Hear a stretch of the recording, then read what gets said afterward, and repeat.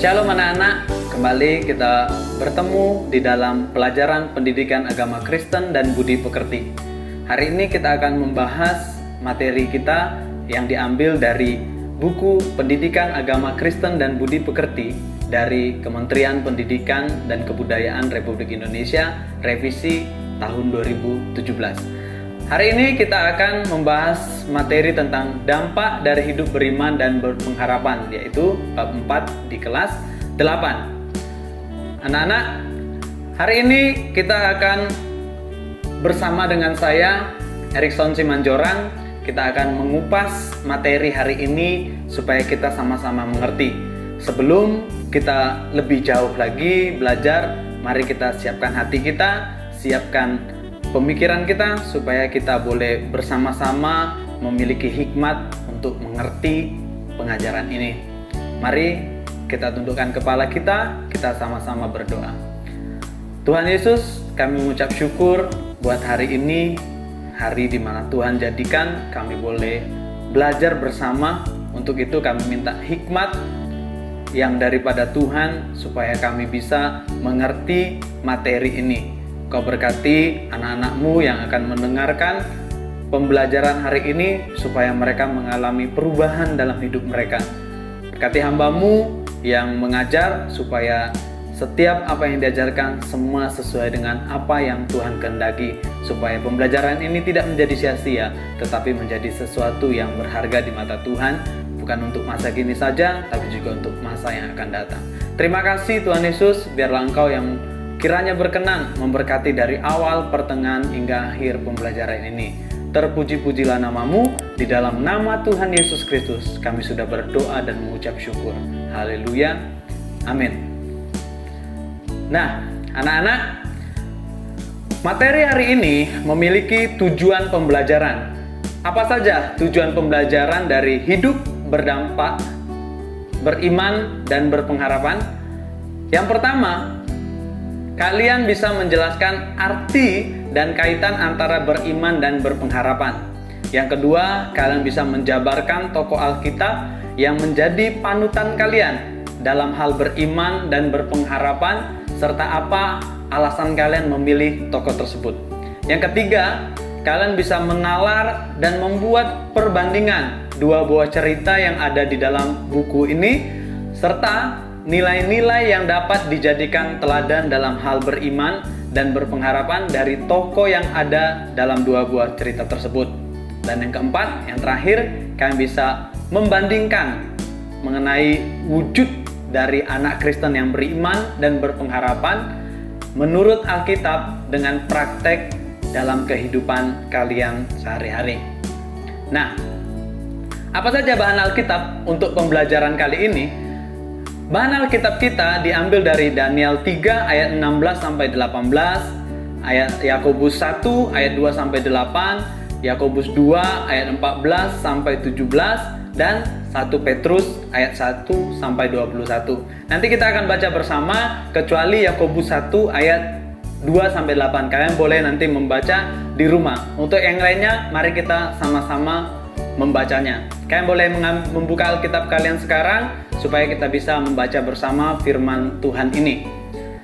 Yang pertama kita baca yaitu Daniel 3 ayat 16 sampai 18. Beginilah firman Tuhan, ayat 16. Lalu Sadrak, Mesak, dan Abednego menjawab Raja Nebukadnezar, "Tidak ada gunanya kami memberi jawab kepada tuanku dalam hal ini." Ayat 17-nya, "Jika Allah kami yang kami puja sanggup melepaskan kami, maka Ia akan melepaskan kami dari perapian yang menyala-nyala itu, dan dari dalam tanganmu, ya Raja." Ayat 18-nya, "Tetapi seandainya tidak, hendaklah tuanku mengetahui, ya Raja, bahwa kami tidak akan memuja dewa tuanku, dan tidak akan menyembah patung emas yang tuanku dirikan itu." Bahan Alkitab yang kedua diambil dari Yakobus 2 ayat 14 sampai 17. Kalian sudah siap? Kalian sudah membuka Alkitab kalian? Mari kita baca sama-sama dalam konteks iman tanpa perbuatan itu hakikatnya adalah mati. Beginilah firman Tuhan di dalam Yakobus 2 ayat 14 sampai 17.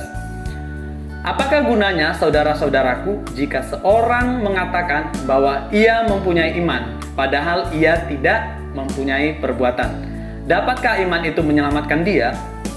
Jika seorang saudara atau saudari tidak mempunyai pakaian dan kekurangan makanan sehari-hari, dan seorang dari antara kamu berkata, "Selamat jalan, kenakanlah kain panas dan makanlah sampai kenyang," tetapi ia tidak memberikan kepadanya apa yang perlu bagi tubuhnya, apakah gunanya itu? Demikian juga halnya dengan iman. Jika iman itu tidak disertai perbuatan, maka iman itu pada hakikatnya adalah mati. Dan terakhir, bahan Alkitab kita hari ini yaitu 1 Petrus 1 ayat 21. Silakan buka Alkitab kalian, kita baca bersama. Oleh Dialah kamu percaya kepada Allah yang telah membangkitkan Dia dari antara orang mati dan yang telah memuliakannya sehingga imanmu dan pengharapanmu tertuju kepada Allah. Itulah bahan Alkitab kita untuk materi hari ini. Anak-anak, manusia beragama diharapkan memiliki iman yang teguh supaya mampu mewujudkan imannya dalam sikap hidup sehari-hari. Namun dalam kehidupannya, terkadang kita menyaksikan orang yang menunjukkan sikap hidup yang berlawanan dengan ajaran agamanya. Beragama dan beriman adalah dua unsur yang saling berkaitan, tetapi berbeda. Dalam surat Yakobus 2 ayat 14-17 tadi, tertulis bahwa iman tanpa perbuatan adalah mati. Artinya, iman harus diwujudkan dalam sikap hidup sehari-hari. Manusia beragama belum tentu beriman. Seseorang dapat memeluk agama tertentu dan tertulis di KTP maupun dokumen lainnya. Mungkin kalau kalian ada di kartu pelajar kalian atau di kakaknya kalian. Namun, hidupnya tidak sesuai dengan ajaran imannya.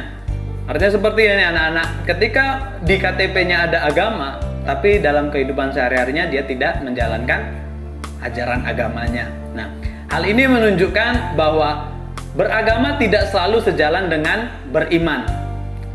Idealnya, manusia beragama haruslah beriman. Nah, inilah yang akan kita bahas hari ini. Apakah kalian hanya sekedar beragama tapi tidak memiliki iman, atau kalian memiliki dua-duanya? Kalian beragama, kalian juga memiliki iman. Ada orang yang berpikir pembahasan mengenai iman dan pengharapan hanya cocok untuk orang dewasa. Akan tetapi, anak-anak dan remaja seperti kamu, seperti kalian, membutuhkan penjelasan dan penguatan mengenai apakah itu iman dan pengharapan. Selain itu, kalian juga perlu mengetahui bagaimana cara membangun iman dan pengharapan sebagai murid-murid Tuhan Yesus. Serta apa dampaknya bagi kehidupan kalian secara pribadi maupun sosial di lingkungan kehidupan kalian.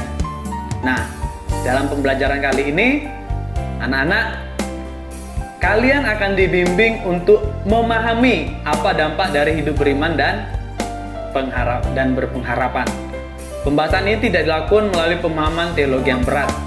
Kita tidak akan membahas sesuatu yang berat di pembelajaran kali ini, tapi sebaliknya kita akan membahas lebih ringan. Kalian akan dibimbing untuk memahami dampak dari hidup beriman dan berpengharapan dengan cara belajar dari berbagai cerita kehidupan dan cerita Alkitab.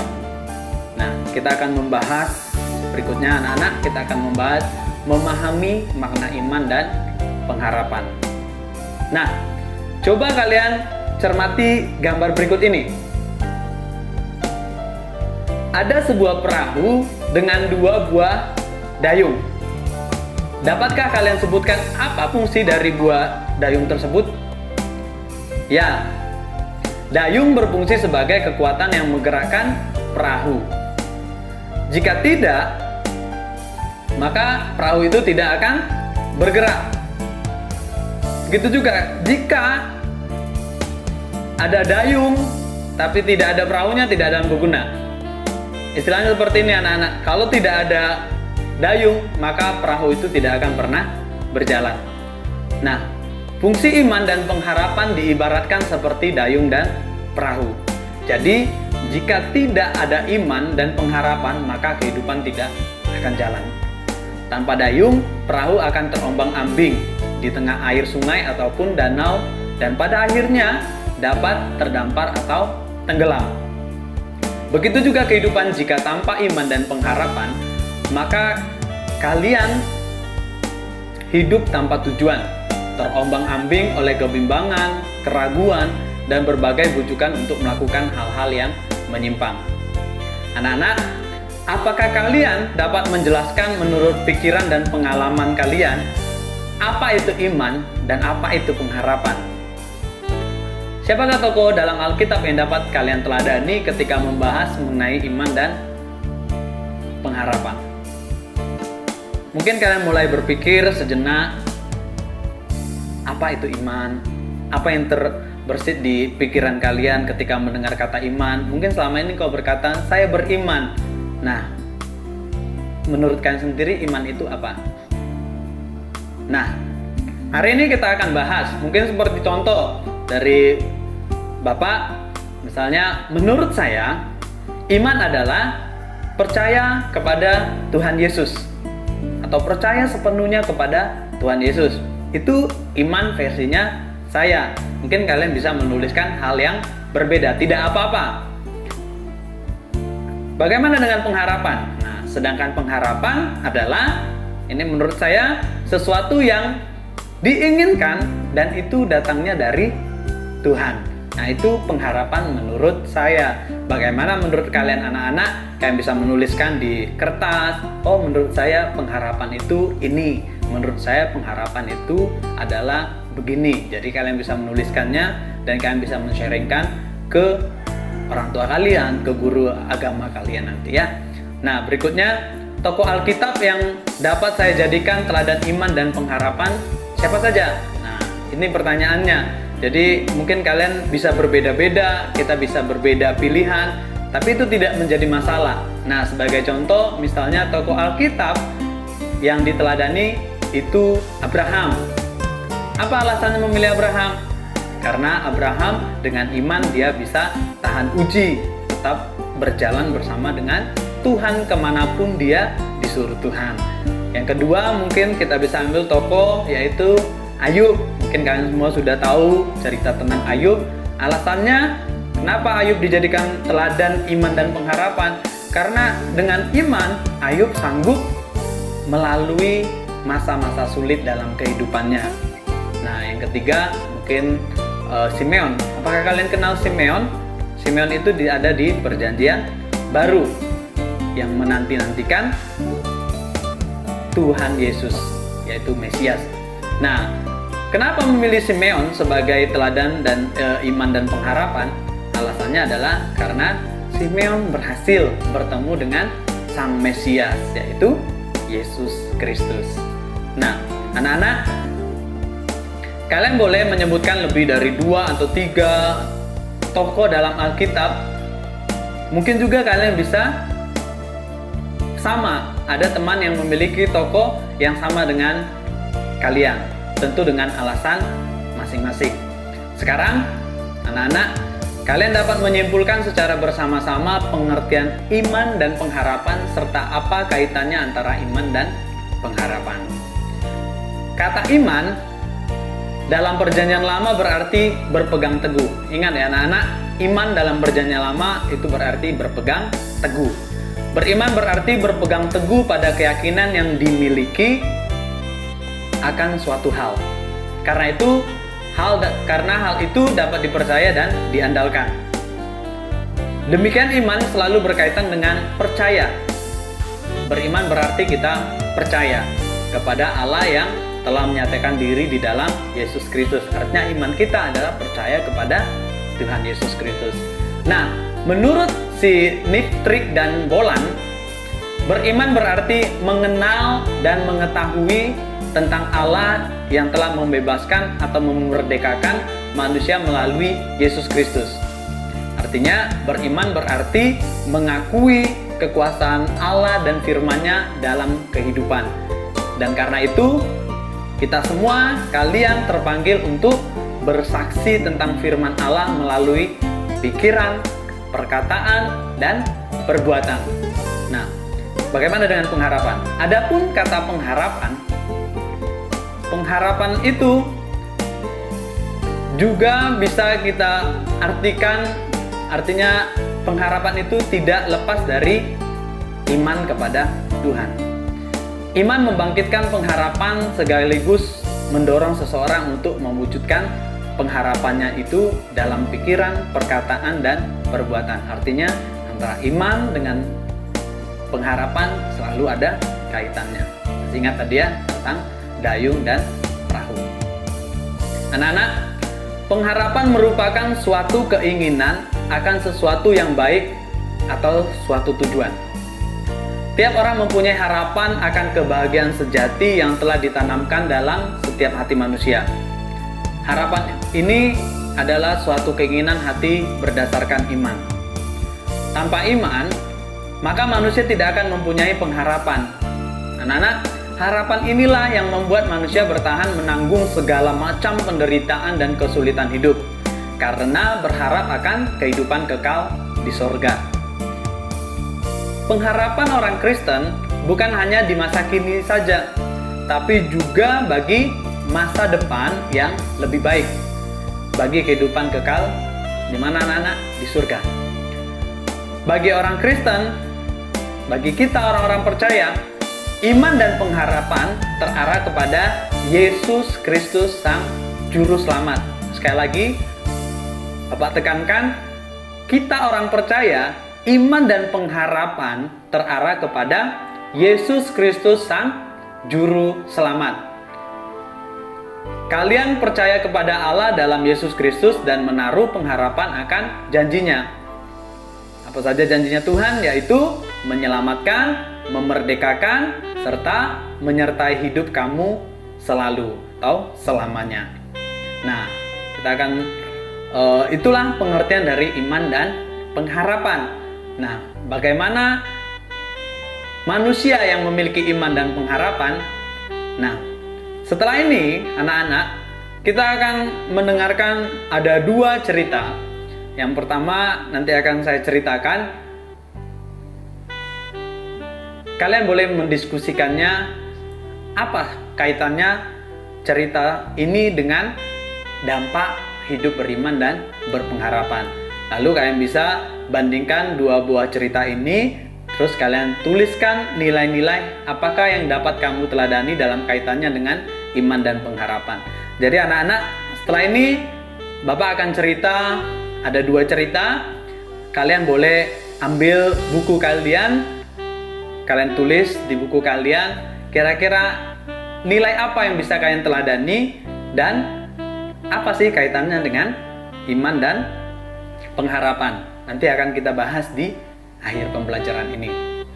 Anak-anak, mari kita sama-sama, kalian boleh perhatikan ilustrasi berikut, yaitu cerita kita yaitu tentang Dr. Moore dan anak lelaki buta. Moore adalah seorang dokter terkenal dan dihormati. Melalui tangannya sudah tak terhitung nyawa yang diselamatkan. Dia tinggal di sebuah kota tua di Prancis. 20 tahun yang lalu dia adalah seorang narapidana. Kekasihnya mengkhianati dia dengan lari ke pelukan lelaki lain, dan karena emosi dia melukai lelaki tersebut.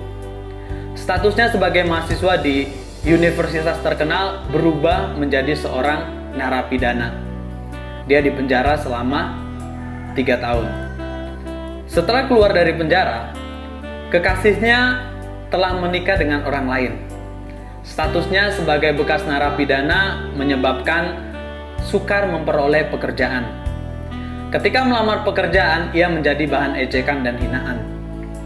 Dalam keadaan sakit hati, Moore memutuskan akan menjadi perampok.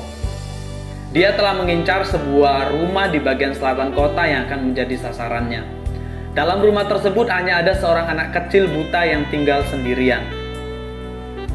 Dia pergi ke rumah tersebut dan mencongkel pintu utama sambil membawa sebuah pisau belati. Ketika ia masuk ke dalam rumah,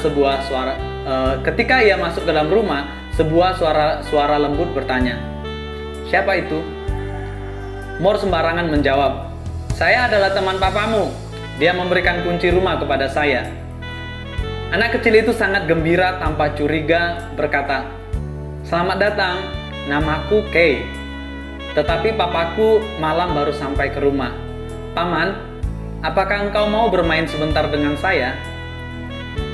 Dia memandang dengan mata yang besar dan terang, tetapi tidak melihat apapun, dengan wajah penuh harapan. Di bawah tatapan memohon yang tulus, Mor lupa kepada tujuan awalnya dan langsung menyetujui. Dia sangat terheran-heran dengan anak yang berumur 8 tahun dan buta ini dapat bermain piano dengan lancar. Lagu-lagu yang dimainkannya sangat indah dan gembira. Bagi seorang anak normal, harus melakukan upaya besar sampai ke tingkat seperti anak buta ini. Setelah selesai bermain piano, anak ini melukis sebuah lukisan yang hanya dapat dirasakan di dalam dunia anak buta ini. Seperti melukis matahari, bunga, ayah ibu, dan teman-teman. Dunia anak buta ini rupanya tidak kosong. Walaupun lukisannya kelihatan sangat canggung, bentuk bulat dan persegi tidak dapat dibedakan, tetapi dia melukis dengan sangat serius dan tulus. "Paman, apakah matahari seperti ini?" Mor tiba-tiba merasa sangat terharu. Lalu dia melukis di telapak tangan anak ini beberapa bulatan. Matahari bentuknya bulat dan terang, warnanya keemasan. "Paman, apa warna keemasan itu?" Dia mendongakkan wajahnya yang mungil seraya bertanya. Mor terdiam sejenak lalu membawanya ke tempat terik matahari. Emas adalah sebuah warna yang sangat vitalitas, bisa membuat orang merasa hangat, sama seperti kita memakan roti yang bisa memberi kita kekuatan. Anak buta ini dengan gembira menggunakan tangannya meraba ke 4 penjuru seraya berkata, "Paman, saya sudah merasakan sangat hangat. Dia pasti akan sama dengan warna senyuman paman." Mor dengan penuh sabar menjelaskan kepadanya berbagai warna dan bentuk barang. Dia sengaja menggambarkan dengan hidup sehingga anak yang penuh imajinatif ini mudah mengerti. Anak buta ini mendengar ceritanya dengan sangat serius. Walaupun dia buta, tetapi rasa sentuh dan pendengaran anak ini lebih tajam dan kuat daripada anak normal. Tanpa terasa, waktu berlalu dengan cepat. Akhirnya, Mor teringat tujuan kedatangannya, tetapi Mor tidak mungkin lagi merampok. Hanya karena kecaman dan ejekan dari masyarakat, dia akan melakukan kejahatan lagi. Berdiri di hadapan Kay, dia merasa sangat malu. Lalu dia menulis sebuah catatan untuk orang tua Kay. "Tuan dan Nyonya yang terhormat, maafkan saya mencongkel pintu rumah kalian. Anda adalah orang tua yang hebat, dapat mendidik anak yang demikian baik. Walaupun matanya buta, tetapi hatinya sangat terang. Dia mengajarkan kepada saya banyak hal dan membuka pintu hati saya." 3 tahun kemudian, Mor menyelesaikan kuliahnya di Fakultas Kedokteran dan memulai karirnya sebagai seorang dokter. 6 tahun kemudian, dia dan rekan-rekannya mengoperasi mata Kay sehingga Kay bisa melihat keindahan dunia ini. Kemudian Kay menjadi seorang pianis terkenal yang mengadakan konser ke seluruh dunia. Setiap mengadakan konser, Mor akan berusaha menghadirinya, duduk di sudut yang tidak mencolok, mendengarkan musik indah menyirami jiwanya yang dimainkan oleh seorang pianis yang dulunya buta. Itulah cerita tentang Dr. Mor dan anak yang buta. Kita ambil refleksinya, anak-anak. Ketika Mor mengalami kekecewaan terhadap dunia dan kehidupannya, semangat dan kehangatan Kay kecil yang buta ini memberikan kehangatan dan kepercayaan diri kepadanya. Kay yang tinggal di dalam dunia yang gelap sama sekali tidak pernah putus asa dan menyia-nyiakan hidupnya. Sebaliknya, dia, si Dr. Mor, membuat orang menyadari betapa besar vitalitas dalam hidup ini. Vitalitas dan semangat ini menyentuh ke dasar hati Mor. Cinta dan harapan akan dapat membuat seseorang kehilangan niat melakukan kejahatan. Sedikit harapan dapat mengubah nasib kehidupan seorang atau kehidupan banyak orang. Seperti Mor yang telah membantu banyak orang, ketika mengalami putus asa, bukalah pintu hatimu, maka cahaya harapan akan menyinari hatimu. Dan anak, kita bisa belajar dari cerita ini, dari Dr. Moore dan anak buta. Bagaimana? Apakah kalian senang mendengarnya? Kalian sudah bisa menuliskan sesuatu di buku kalian?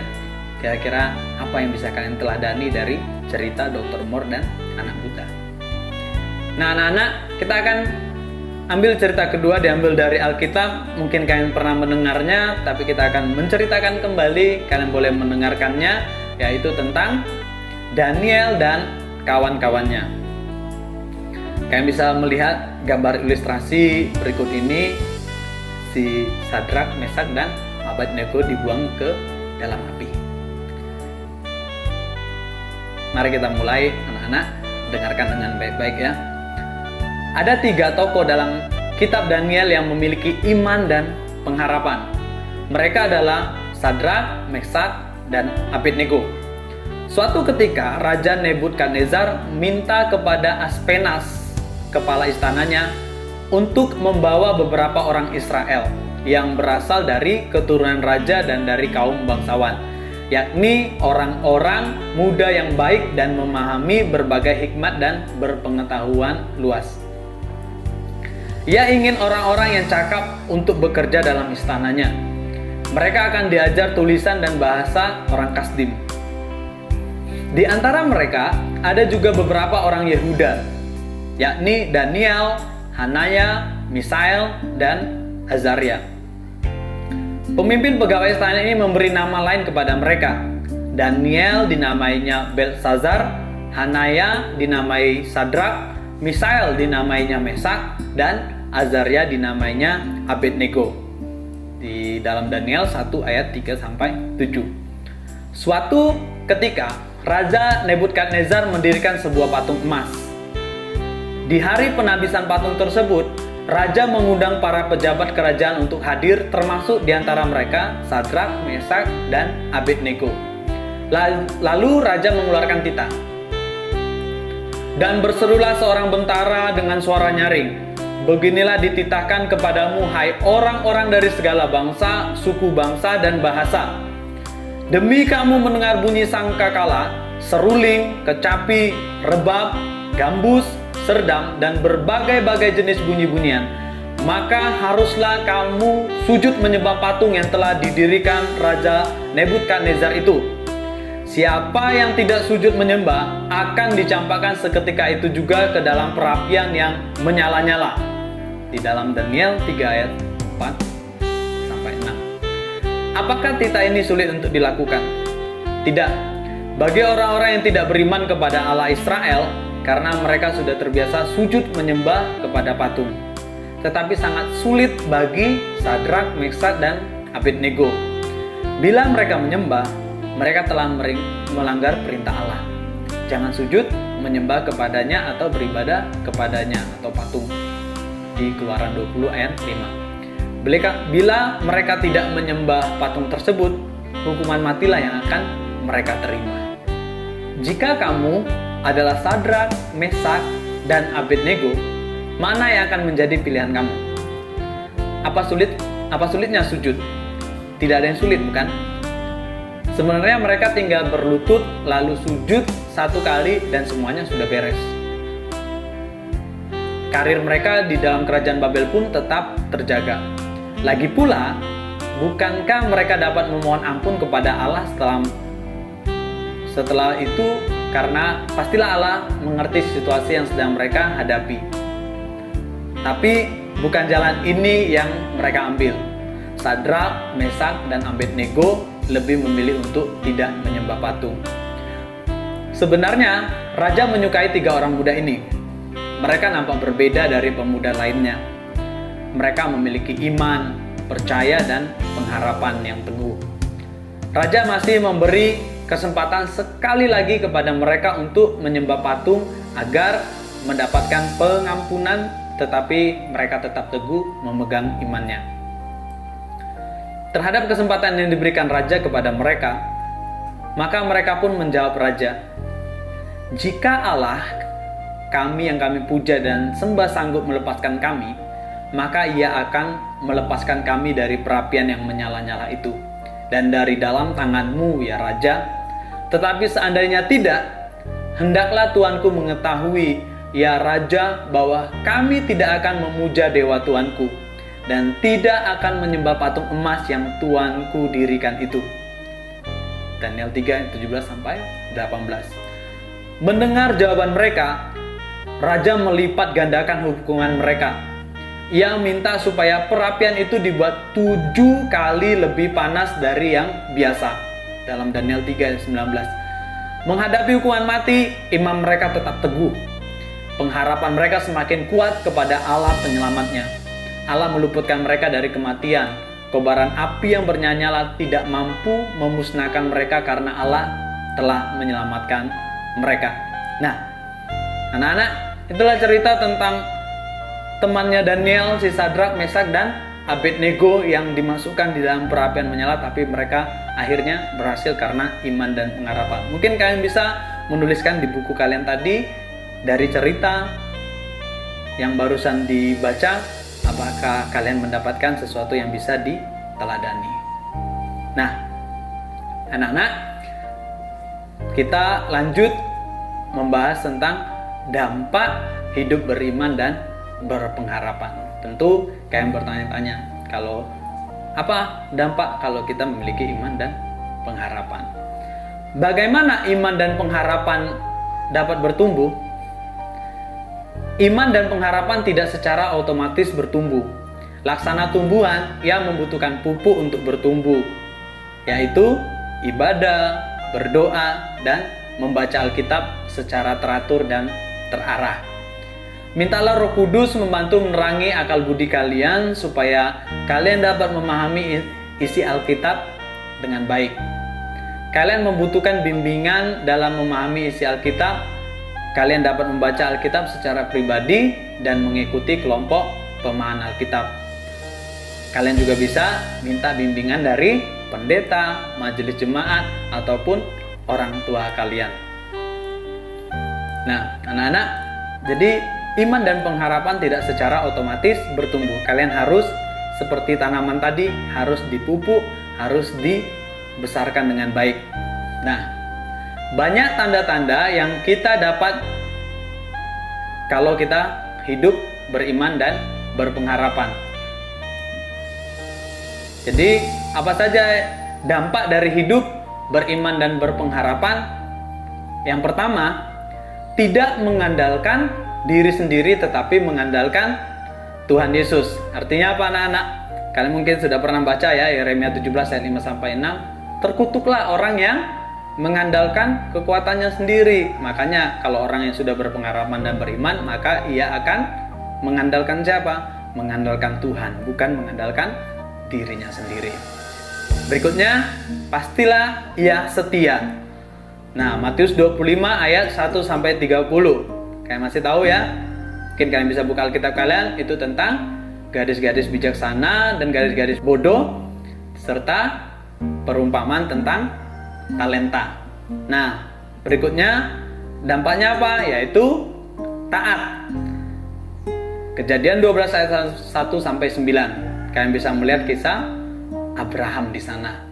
Dan berikutnya, sanggup bersukacita dalam kesesakan. Kisah Para Rasul 16 ayat 19-40. Kalian bisa membaca tentang kepala penjara di Filipi.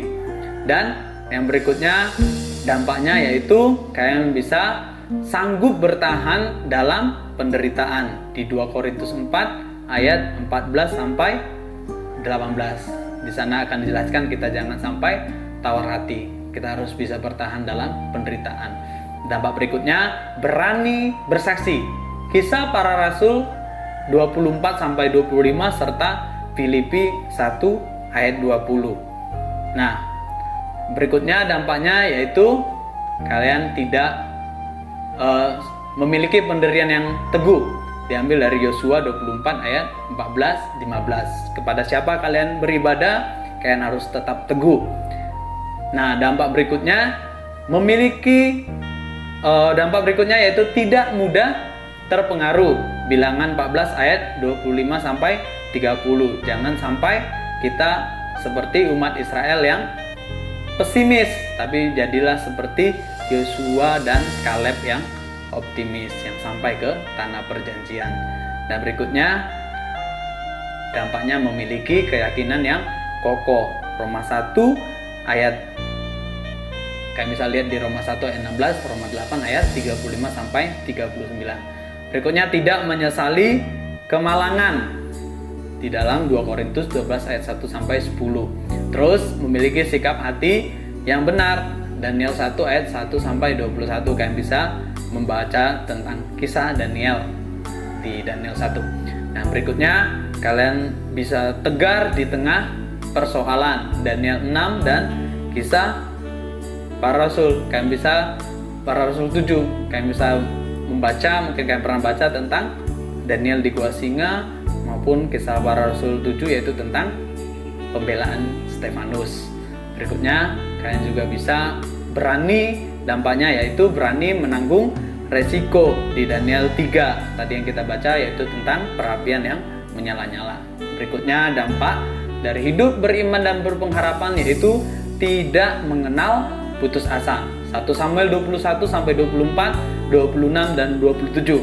Kalian bisa melihat perjuangan Daud di sana untuk lepas dari kejaran dari Saul. Dan berikutnya, berpegang teguh pada janji Allah. Kejadian 15 sampai 20 dan sebagainya. Kalian bisa melihat dampak dari tokoh-tokoh Alkitab yang kalian baca. Anak-anak, Nabi Yeremia menulis, "Diberkatilah orang yang mengandalkan Tuhan, yang menaruh harapannya pada Tuhan. Ia akan seperti pohon yang ditanam di tepi air, yang merambatkan akar-akarnya ke tepi batang air, dan yang tidak mengalami datangnya panas terik, yang daunnya tetap hijau, yang tidak khawatir dalam tahun kering, dan yang tidak berhenti menghasilkan buah." Kita bisa lihat di Yeremia 17 ayat 7 sampai 8. Sedangkan Nabi Yesaya menulis, "Tetapi orang yang menanti-nantikan Tuhan mendapat kekuatan baru. Mereka seumpama raja wali yang naik terbang dengan kekuatan sayapnya. Mereka berlari dan tidak menjadi lesu. Mereka berjalan dan tidak menjadi lelah." Dalam Yesaya 40 ayat 31. Anak-anak yang dikasihi oleh Tuhan, orang yang berharap kepada Tuhan tidak akan ditelantarkan. Sebab Dialah Bapa kita, pencipta, pemelihara, dan penyelamat kita. Anak-anak, apakah yang dijanjikan Tuhan kepada orang-orang yang berharap kepadanya? Inilah janji-janji Tuhan tersebut. Yang pertama, tidak akan dikecewakan. Roma 5 ayat 5. Terus, tidak akan dipermalukan. Kayak misalnya Roma 9 ayat 33. Yang berikutnya, kalian pasti memperoleh pertolongannya. Mazmur 37 ayat 24. Dan kalian juga memperoleh pembelaan Allah dalam Zakaria 2 ayat 8. Anak-anak, ada banyak dampaknya. Berikutnya, apalagi yang kita dapatkan atau janji Allah terhadap kita yang berpengharapan padanya. Berikutnya, memperoleh berkat-berkatnya. Ulangan 8 ayat 18 sampai 20. Terus memiliki jaminan hidup kekal. Yohanes 3 ayat 16. Mungkin ini ayat favorit kita semua. Dan berikutnya, memperoleh kekuatan. 1 Korintus 1 ayat 27 sampai 29. Dan kita memperoleh penghiburan. Matius 5 ayat 4. Dan apalagi, kita akan mendapat kemerdekaan dari perbudakan kebinasaan. Roma 8 ayat 21 dan sebagainya. Kalian bisa melihat janji-janji Allah dalam kehidupan kita kalau kita berpengharapan kepada Dia. Nah, anak-anak, setelah mempelajari dampak dari beriman dan berpengharapan, sekarang kalian dapat menilai diri kalian sendiri. Apakah kalian memiliki iman dan berpengharapan? Kalian bisa mencentangkan atau tuliskan tanda centang jika dampak itu ada dalam diri kamu, atau tanda minus atau min jika dampak itu belum ada dalam diri kalian. Nanti kalian boleh siapkan buku kalian dan kalian membuat tabel. Jika banyak jawaban kamu yang bertanda centang, berarti kamu sedang bertumbuh dalam iman. Akan tetapi, jika hasil kamu lebih banyak tanda minusnya, maka kamu harus terus melatih diri untuk memiliki iman dan pengharapan sebagai remaja Kristen. Nah, isi kotak berikut ini dengan jujur. Hasil isian kalian tidak digunakan untuk menghakimi, tapi akan menolong kalian untuk bertumbuh dalam iman dan pengharapan. Nanti anak-anak ketika kalian di SMA kelas 10, kalian akan mempelajari mengenai bertumbuh menjadi dewasa dalam segala aspek. Nah, kalian dapat menggunakan isian kotak ini untuk menilai pertumbuhan diri sendiri. Apakah ada kemajuan dalam kehidupan kalian? Nah, kalian boleh memperhatikan tabel ini dan kalian bisa mencentangnya atau memberikan tanda minus. Contoh pertama, dampak hidup beriman dan berpengharapan. Tidak mengandalkan diri sendiri tetapi mengandalkan Tuhan. Kalau kalian merasa sudah tidak mengandalkan diri sendiri tapi kalian mengandalkan Tuhan, maka kalian boleh mencentangnya di kolom diri saya. Apakah kalian sudah setia? Kalau iya dicentang.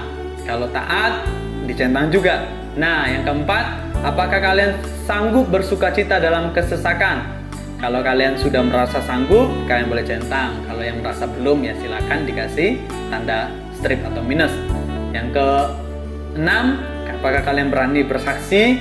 Sudahkah kalian berani bersaksi? Kalau sudah, ya dicentang. Kalau belum, tanda minus. Yang ketujuh, percaya segala sesuatu. Maksudnya, apakah kalian percaya segala sesuatu yang terjadi dalam kehidupan kalian itu adalah rancangan Tuhan? Kalau sudah, kalian boleh mencentangnya. Yang kedelapan, apakah kalian memiliki pendirian yang teguh? Sudahkah ada pendirian yang teguh?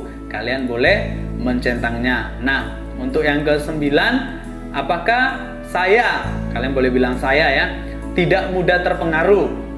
Kalau kalian merasa maksudnya tidak mudah terpengaruh kepada hal-hal atau pergaulan yang tidak baik atau pengaruh-pengaruh negatif yang datang dalam kehidupannya kalian. Nah, yang ke-10, memiliki keyakinan yang teguh. Sudahkah kalian memiliki keyakinan yang teguh?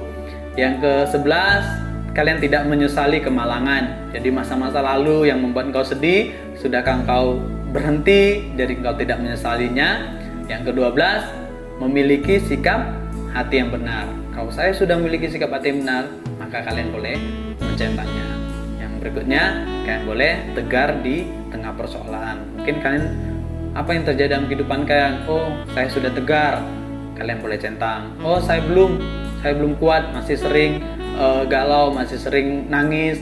Maka kalian boleh untuk sementara ada strip atau minus. Dan yang ke-14, berani menanggung resiko. Maksudnya ketika kalian taat, kalian berpengharapan, kalian beriman kepada Tuhan Yesus Kristus, apakah kalian berani menanggung resiko? Mungkin kalian pernah diejek karena iman kalian. Kalau kalian berani, maka kalian boleh menyentangnya, berani menanggung resiko. Nah, yang ke-15, kalian tidak mengenal putus asa. Oh, selama ini saya tetap berpengharapan. Kalian boleh centang. Tidak, masih sering berputus asa, kalian tanda minus. Dan yang ke-16, kalian boleh lihat berpegang teguh pada janji Allah. Apakah kalian sudah menaati apa yang tertulis dalam firman Tuhan? Nah, nanti kalian bisa menuliskan di buku kalian. Setelah itu kalian centang atau berikan minus. Terus kalian boleh beri ke orang tua kalian untuk kalian tanda tangani. Supaya apa?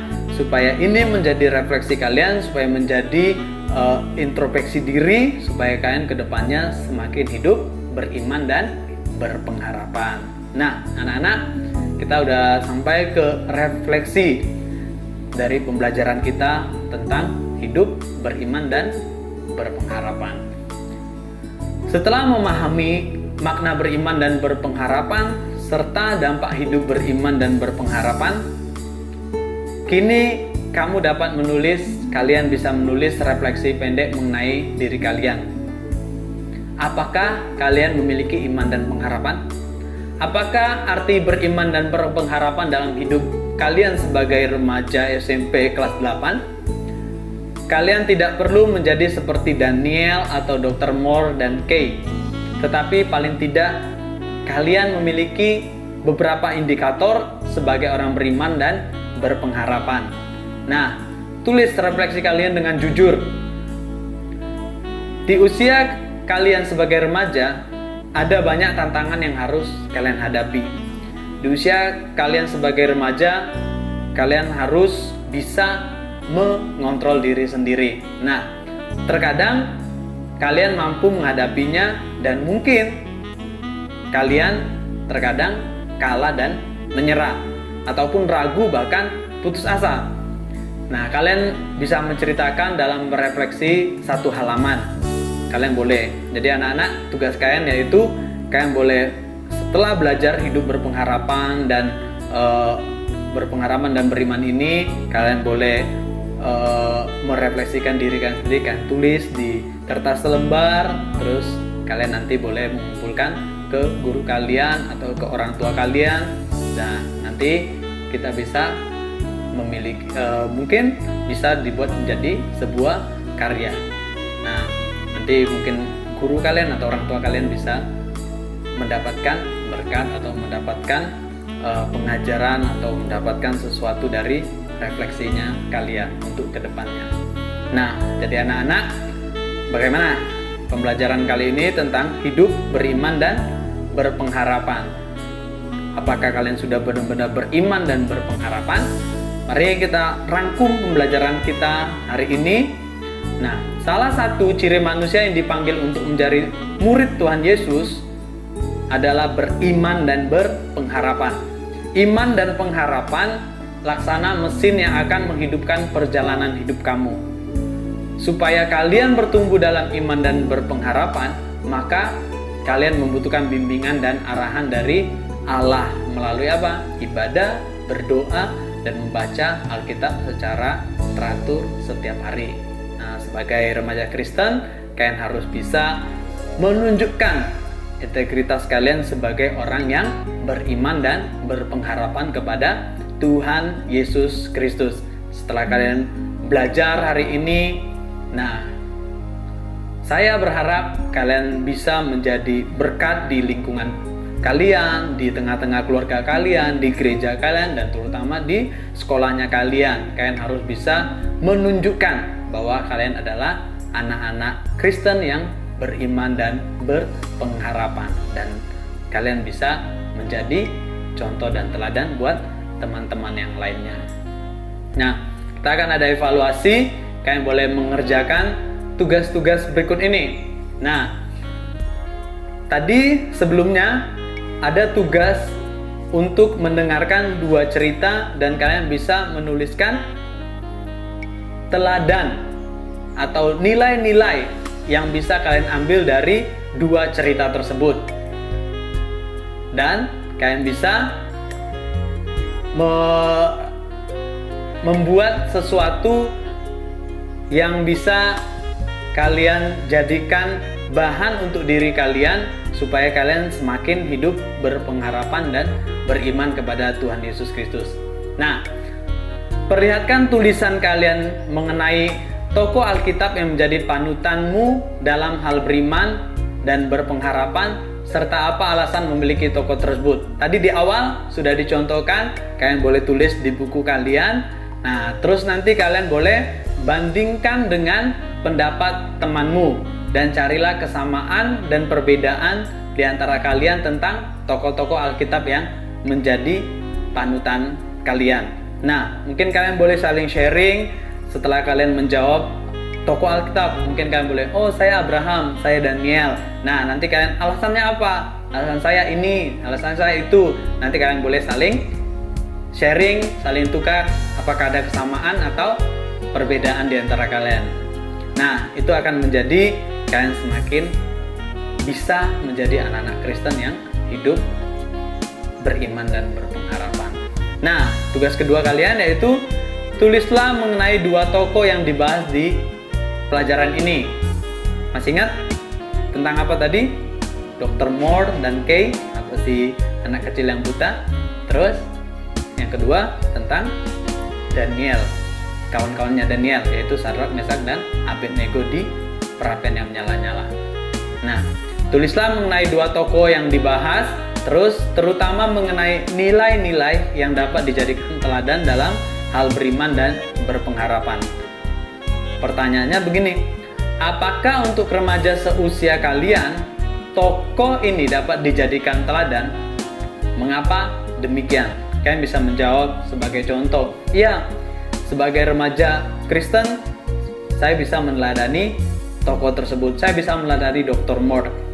Apa teladan yang saya dapat? Sekalipun sekitaran saya mengejek saya seakan-akan tidak memiliki masa depan, tidak memiliki pengharapan, tapi saya mau berusaha dan fokus saya yaitu untuk mempermuliakan nama Tuhan dan menjadi berkat untuk orang-orang di sekitar saya.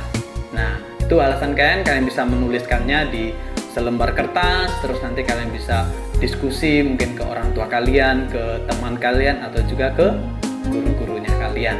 Jadi anak-anak, terima kasih untuk hari ini. Apa yang sudah kalian dengarkan hari ini, biarlah ini menjadi pelajaran yang berharga supaya kita sebagai orang-orang percaya bisa hidup beriman dan berpengharapan. Dan ingat, beriman dan berpengharapannya kepada Tuhan Yesus Kristus.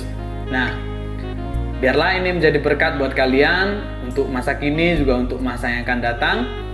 Dan biarlah pembelajaran kali ini bisa kalian mengerti. Saya harap sampai detik ini kalian bisa memahami pelajaran kali ini. Terima kasih untuk perhatian kalian. Mari kita akhiri pertemuan kita hari ini dengan sebuah doa. Mari tutup matamu, lipat tanganmu, kita sama-sama berdoa. Tuhan Yesus, kami mengucap syukur karena hari ini kami boleh menyelesaikan pelajaran bab 4, yaitu tentang dampak hidup beriman dan berpengharapan. Biarlah setiap apa yang tertulis di Alkitab boleh kami imani, terutama Tuhan, teladan dari tokoh-tokoh Alkitab yang kami sudah baca, itu bisa kami teladani dalam kehidupan kami sehari-hari. Untuk itu beri kekuatan kepada kami, supaya kami mampu menjadi berkat dimanapun kami berada. Ajari kami supaya iman kami semakin kuat dan teguh. Ajari kami juga supaya kami terus berpengharapan di dalam Engkau. Tuhan Yesus, Engkau berkati anak-anak-Mu yang sudah mendengarkan hari ini. Mau berdoa dari tempat ini, biarlah mereka menjadi generasi yang takut akan Tuhan, yang beriman, yang boleh berpengharapan, sehingga mereka berdampak positif buat kota maupun bangsa Tuhan. Saya percaya bahwa mereka lah yang akan menjadi membawa perubahan di dalam kehidupan ini, Tuhan. Terima kasih Bapak, kami ucap syukur. Biarlah untuk pertemuan-pertemuan berikutnya Tuhan pertemukan kami dalam keadaan sukacita yang baru, dalam semangat yang baru, sehingga kami boleh terus mempermuliakan nama Tuhan. Terima kasih Tuhan untuk pertemuan hari ini. Kiranya pertemuan ini tidak menjadi sia-sia, tapi menjadi sesuatu yang boleh mempermuliakan nama Tuhan. Terpuji-pujilah nama-Mu Tuhan Yesus. Di dalam nama Tuhan Yesus Kristus kami sudah berdoa dan mengucap syukur. Haleluya. Amin.